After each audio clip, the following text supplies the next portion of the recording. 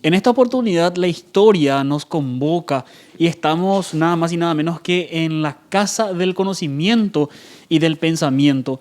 Estamos en la Facultad de Filosofía de la Universidad Nacional de Asunción y nos acompaña en esta oportunidad nada más y nada menos que una de las eminencias de la historia nacional. Él es el profesor César Cristaldo, que accedió a una entrevista con nosotros porque tenemos un tema muy importante que queremos resaltar, profesor, como lo es sin duda alguna agosto, uno de los grandes meses dentro de la historia, porque recordamos tanto el 12 de agosto la batalla de Piribebuy como el 16 de agosto la batalla de Costañú.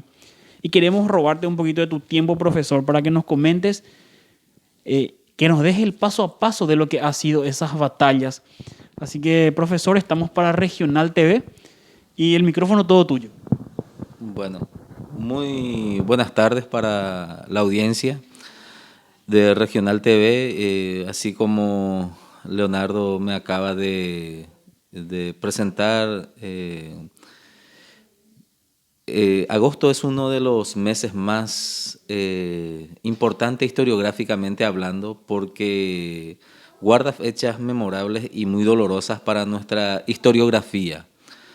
En primer lugar, parte del 12 de agosto, que fue la batalla de Piribebuy, en donde la población, en conjunción con lo que quedaba del ejército paraguayo, hizo la defensa de la ciudad de Piribebuy, convirtiéndose en la única batalla urbana dentro del territorio paraguayo que aconteció durante la guerra contra la Triple Alianza, porque la otra batalla urbana fue la de Corrientes, la ciudad de Corrientes, actualmente territorio argentino. Entonces, es un tiempo muy especial para nuestra historiografía y posterior al 12 de agosto tenemos el 16 de agosto, el Día de los Niños en el Paraguay, en homenaje a la batalla de Acostañú, que también tiene varios nombres, se le conoce como Rubiuñú o también como Campo Grande, según la historiografía brasileña. Y esto pasa al día siguiente, 17 de agosto, en Cauyurú, donde son degollados casi todos los jefes paraguayos en esa batalla de Cauyurú, el 17 de agosto, y terminamos el agosto doloroso el 18 con la inmolación de lo que era la Armada Paraguaya, la Flota de Guerra del Paraguay, con la inmolación de 6 de los barcos que se quedaron dentro del Igaú. El séptimo, el Paraguarí, que se puso atravesado en la desembocadura entre el Mandubirá y el Igaú, a modo de entorpecer el paso de los monitores brasileños. Y un poco más hacia acá quedaron el Iberá y el Mbotete. En total, 9 embarcaciones inmoladas, pero 6 de los cuales están en Vaporcue. Y por eso es una fecha bastante especial para nuestra historiografía patriótica, más bien. Profesor, una pregunta importante para toda la teleaudiencia que de repente quiere conocer también. ¿Cómo se dio el avance brasileño y la defensa aquel 12 de agosto, sí, el 12 de agosto de 1869 en Piribebuy, profesor? En Piribebuy prácticamente ya llegaron los brasileños un día antes. Inclusive el 10 de agosto a la tardecita ya las avanzadas brasileñas ya bordeaban el pueblo de Piribebuy. Entonces,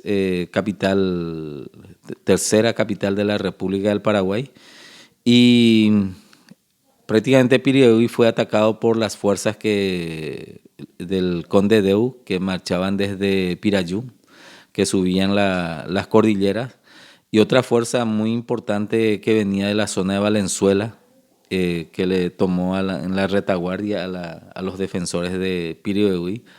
Por eso esa batalla se libró de los cuatro frentes. Y 1.600 paraguayos hicieron una homérica defensa en Piribebuy, en donde se destaca la crueldad de los brasileños, con algunos hechos que hasta hoy día muchos omiten o no creen, como un célebre historiador norteamericano, un emérito profesor ya de una universidad prestigiosa de los Estados Unidos, que dice que no existió genocidio en la guerra de la Triple Alianza. Y sin embargo, la quema del hospital de sangre en Piribebuy, donde aproximadamente 800 paraguayos murieron calcinados, es una prueba contundente de lo que este historiador forastero afirma y escribe en sus libros muy publicitados en el Paraguay. Y otra cosa también, en Piribebuy fueron ejecutados prácticamente los jefes que estaban en la defensa de la ciudad, como el comandante Pedro Pablo Caballero y el famoso maestro Fermín López, sargento mayor del ejército paraguayo, que fue degollado debajo del alero izquierdo de la iglesia de Piribebuy, enfrente de los niños a quienes él comandaba. Y Pedro Pablo Caballero fue degollado o ejecutado delante de toda la población rendida, entre ellos su mujer y sus hijos. Profesor, la participación de las guerreras, las valerosas paraguayas que actuaron en Piribebuy, ¿cómo la historia nacional las recuerda en el día de esa batalla, profesor? Bueno, las mujeres paraguayas desde un principio se pusieron a la orden del ejército, a la orden del comandante, que era el mariscal López. Desde 1865, desde el 64, desde el inicio de del conflicto, muchas de ellas ya se habían ofrecido. Pero siempre el mariscal López había rechazado esta posibilidad de que las mujeres tomen las armas.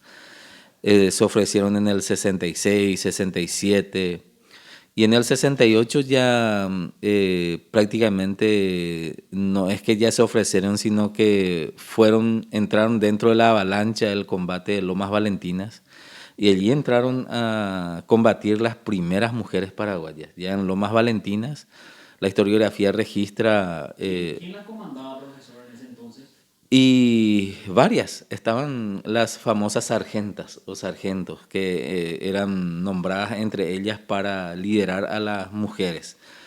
Pero hay una figura homérica que fue Ramona Martínez, una mujer, una niña prácticamente de 16 años que lideró a las mujeres en uno de los encontronazos, en una de las tantas cargas de los aliados hacia las trincheras paraguayas de Lomas Valentinas o Itaguaté. Entonces allí fue la primera vez en que las mujeres empuñaron las armas para defender al Paraguay. Y la segunda ya es en Piribebuy, en donde no hubo de otra, ¿verdad? Cuando ya los soldados prácticamente ya no había forma de restituir los hombres caídos, entraron las mujeres.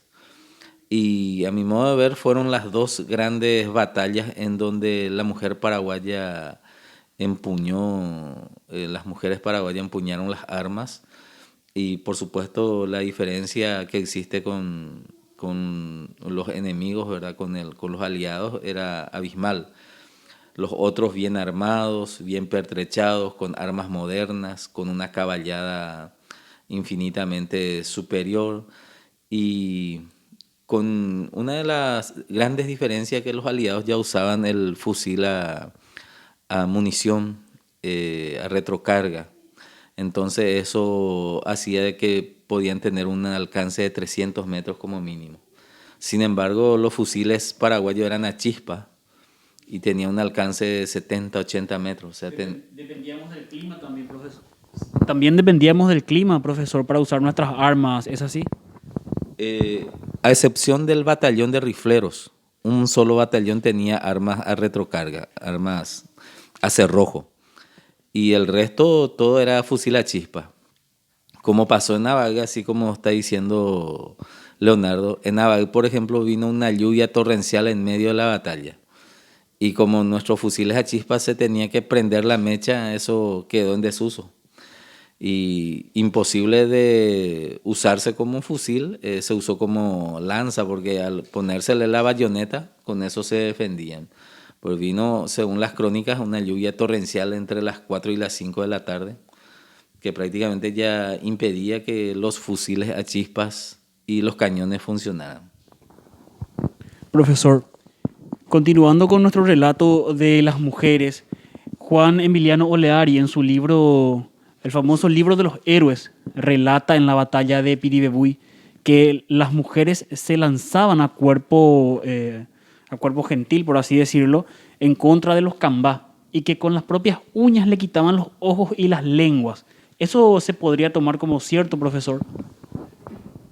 La verdad que la literatura de Juan Oleari es un poco, digámosle, tiene mucha literatura, digámosle, emocional, digamos. Pero no se puede negar de que las mujeres pelearon en las trincheras y cuando ya las trincheras paraguayas fueron sobrepasadas en las calles de Piribebuy, combatieron con lo que tenían. Es cierto, se defendieron de como había lugar. Si no tenían nada con qué defenderse, con las manos se defendían. Eh, lo que pasa es que en muchos casos la literatura de Juan Oleari pertenece al romanticismo, digámosle, fines al romanticismo nacionalista. Y en muchas cosas pueden ser ciertas y otras tal vez un poco exageradas, pero de que los hechos sucedieron, sí sucedieron. Profesor, otra pregunta, continuando dentro de la batalla de Piribebuy, ¿es cierto o se puede tomar como cierto que tras la caída del general Mena Barreto, el conde Deu entra en un estado de furor y manda a desgarrar los pechos de las mujeres paraguayas como venganza hacia el pueblo paraguayo? ¿Se puede tomar como cierto, profesor? Lo que la historiografía recoge es que cuando termina la batalla y había quedado más de 2 centenares de prisioneros, o varios, más de 2 centenares de prisioneros, el conde Deu recibe el parte de la batalla y pregunta cuántas bajas se tuvo, ¿verdad? Y no tuvimos demasiado, le dice el comandante que fue a dar el parte, pero perdimos uno que vale por miles. ¿Y quién es? Y el general Juan Manuel Mena Barreto. Entonces ardió en cólera según los escritos de la época y cuando dirigió la mirada al rendido comandante Pedro Pablo Caballero, ordenó su ejecución, su descuartizamiento, dicen algunos, y que fue atado por 4 ruedas de cañón y después estirado por caballos y destroncado la cabeza, ¿verdad? Siendo degollado. Entonces hubo una crueldad innecesaria en ese lugar. Pero lo más imperdonable fue el incendio del hospital. El incendio con gente inerme, gente enferma, convaleciente, que no tenían forma de defenderse. Entonces, la crueldad fue innecesaria, inmerecida, y hasta hoy hay un fuerte negacionismo. La literatura historiográfica extranjera siempre buscan ocultar estos hechos que empañaron el triunfo de la Triple Alianza. Al igual que en Yatay, cuando más de 1.500 paraguayos rendidos fueron degollados por orden del general Flores, ¿verdad? Entonces, en las guerras existen códigos, ¿verdad?, de que a los rendidos, el que está rendido ya se rindió. Ya no se puede ejecutarlo, sino ya es un homicidio. Entonces, esto es lo que aconteció. Y generalmente, ¿qué se oculta también? El comandante en jefe de la Triple Alianza en su momento, el duque de Caxias, cuando entra a Asunción dice, la guerra está terminada, no hay con quién pelear más. Sin embargo, desde Río de Janeiro viene el conde Deu con intenciones de llenarse de glorias, pero prácticamente ya no le queda nada para glorificar sus guerreras de conde del ejército imperial brasileño, ¿verdad? Profesor, abandonamos la ciudad de Piribebuy y nos trasladamos directamente al 16 de agosto. Estamos ahora mismo en Acostañú. Si podés contarle a toda nuestra teleaudiencia cómo se dio aquel día, el fatídico día del 16 de agosto de 1869. Bueno, tenemos que retrotraernos un poco hacia el 10 de agosto aproximadamente, cuando entre el 10 y el 11 sale la población, la gran cantidad de paraguayos que estaban en Piribebuy, concentradas porque era la capital de la República, y con destino a Caraguatá. El mariscal López ordenó entre el 10 y el 11 que la población en general sigan hacia Caraguatá. Y de aquí se origina también una leyenda que hasta hoy día pervive, el tema de las carretas y los tesoros enterrados. Porque en el libro, o sea, en las memorias, en el diario, mejor dicho, del general Francisco Isidro Resquín, se asienta la salida de 30 carretas en el 11 temprano y otras 30 un poco más tarde. Y aquí sucede que las primeras 30 lograron pasar el cerco brasileño y las otras 30 cayeron en poder de los brasileños. Y como el ejército paraguayo está dividido en dos divisiones, la de vanguardia estaba a cargo del general Resquín y la de retaguardia estaba a cargo del general Caballero. Y cuando se entera el mariscal López de que Piribebuy ha sido ya tomada por los aliados, ordena que la división de la retaguardia del general Caballero mantenga una línea en la zona del Yucurí, en la zona de Acostaño, y pueda enfrentarse a los brasileños con el fin de entorpecer un poquitito, digámosle, el avance brasileño, a modo de que los rezagados de Piribebuy puedan llegar a Caraguatá. Y eso es lo que fue la misión de las tropas a cargo del general Caballero. Por eso todo un proceso tuvo esta batalla de Acostaño. Y Acostañú no es que fue un lugar elegido para la batalla, sino fue el lugar en que los aliados le dieron alcance a nuestra retaguardia. ¿Cómo se da, profesor, la defensa de los niños y adolescentes? Y por sobre todo, si podés comentarnos un poco también sobre la actuación de aquel gran coronel Florentín Oviedo en ese día de Acostañú. Muy bien. La división del general Caballero tenía algunos batallones y algunos regimientos de veteranos, de experimentados. Por ejemplo, el batallón 6, que estaba a cargo del teniente coronel Bernardo Franco, y el 22, que estaba a cargo del teniente coronel Florentín Oviedo. Eran prácticamente los dos batallones sobre el cual descansaba el centro de la división del general Caballero, y sobre la base de los veteranos hicieron ellos la defensa Presumiblemente la estrategia que siempre utilizaba el general Caballero era la formación en cuadros.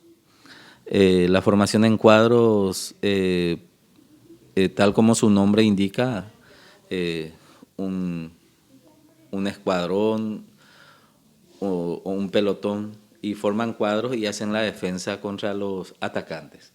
Principalmente hacen esta estrategia la infantería y la caballería desmontada. Y en el medio del cuadro que están los comandantes y los jefes, ¿verdad? Que a pecho gentil reciben las balas. Entonces, en esta batalla, que fue prácticamente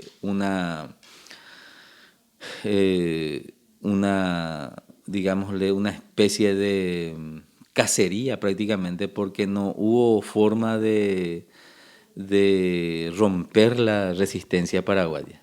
No, prácticamente las trincheras no hubo demasiado tiempo, no hubo tiempo así como en Curupaytí para hacerlas complejas, sino que como se pudo, se acabó. Eh, Eran precarias las líneas de defensa, pero se hizo una resistencia que prácticamente conmovió al mundo. Y hasta el mismísimo general Caballero salvó apenas su vida, ¿verdad? Porque el entrevero fue tal de que prácticamente era un todo contra todo, y los paraguayos, por supuesto, en una desventaja que hace que la batalla tenga mucho más valor, porque el fusil paraguayo se disparaba una sola vez, después ya no había tiempo para cargar y se peleaba la bayoneta, los que tenían fusiles, porque la mayoría estaban con lanzas y con espada nada más. Y nuestra artillería sí que estaba a cargo del sargento mayor o teniente coronel ya Ángel Moreno, la artillería paraguaya. Lo que pudo hacer la artillería lo hizo para detener el avance de los aliados. Pero cuando terminaron los proyectiles, ya la artillería no podía hacer más nada. Y 1.700 vidas quedaron insepultas en el campo de Acostaño. 1.700 paraguayos quedaron ahí en Acostaño.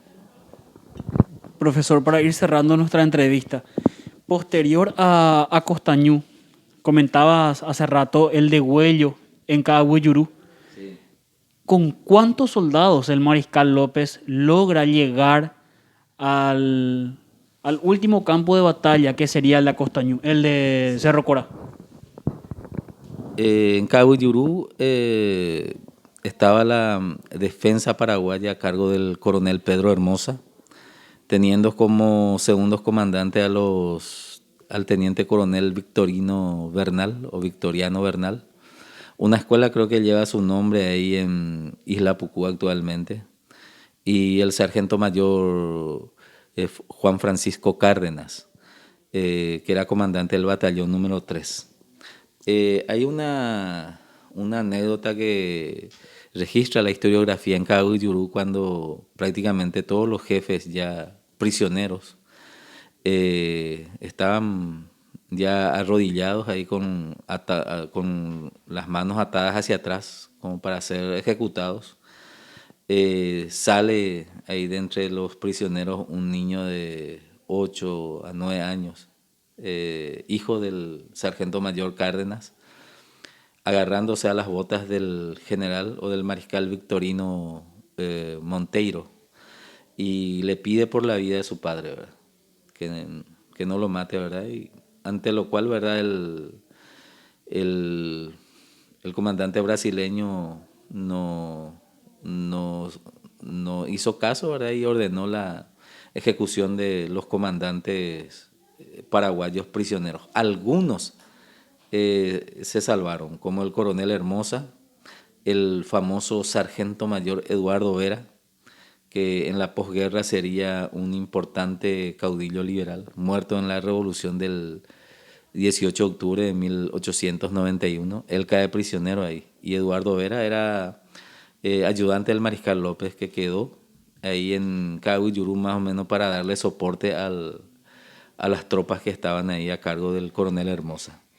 Y después de Cabuyurú ya prácticamente se pasó ya hacia la zona de Curuguatí y a Cerro Coral llegan y según el parte que se encontró en la cartera del coronel Panchito López, formaron 413 hombres. Eso, con esa cantidad de hombres llegaron a Cerro Coral. 413 hombres.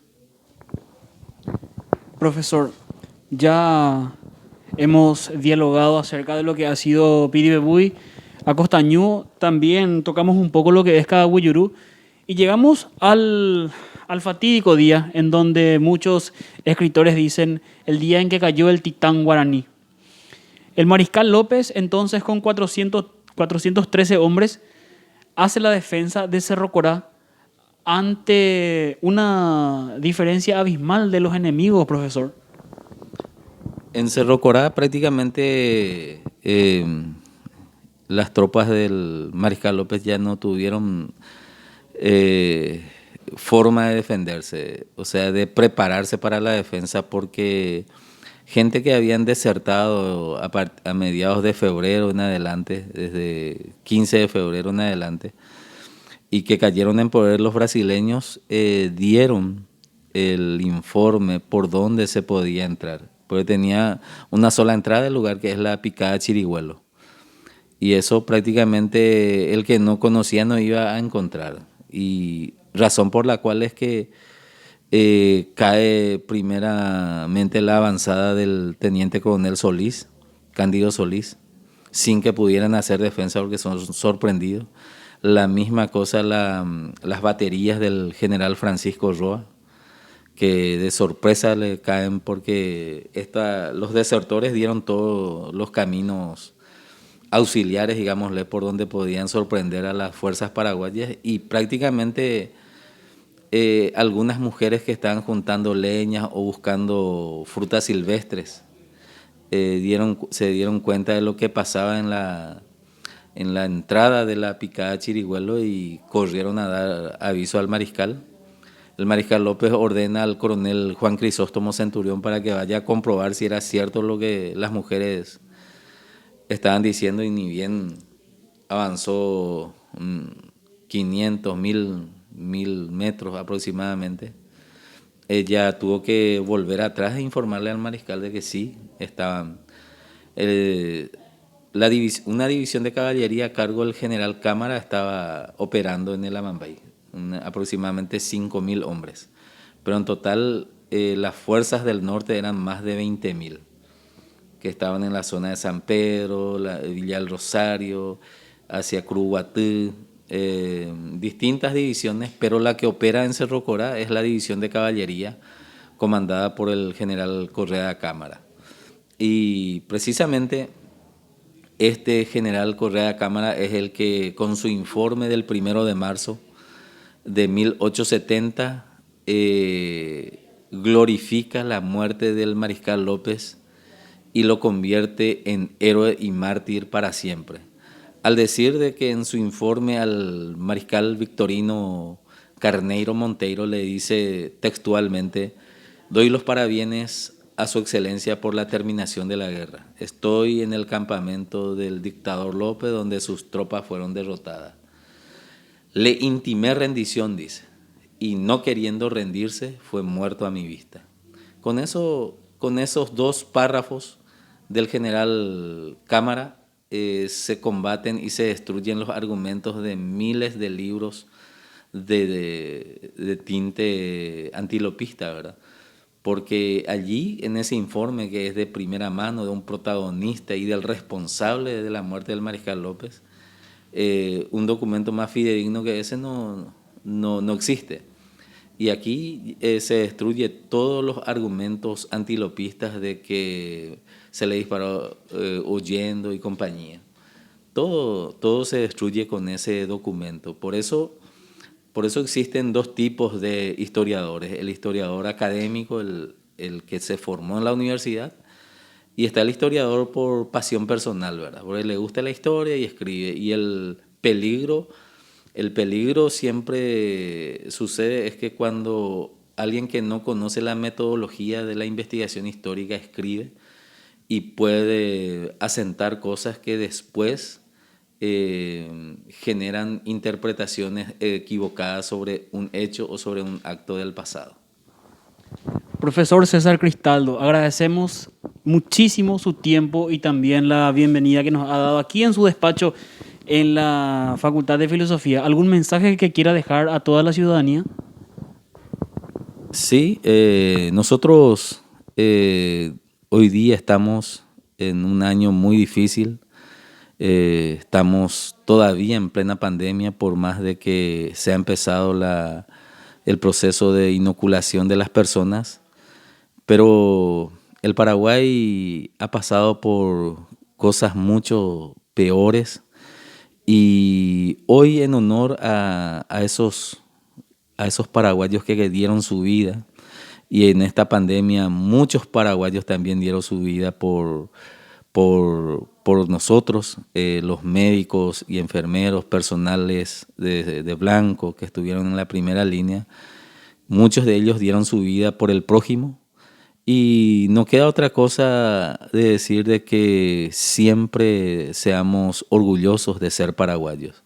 Nunca reneguemos de nuestra historia, de nuestros orígenes y siempre ser orgullosos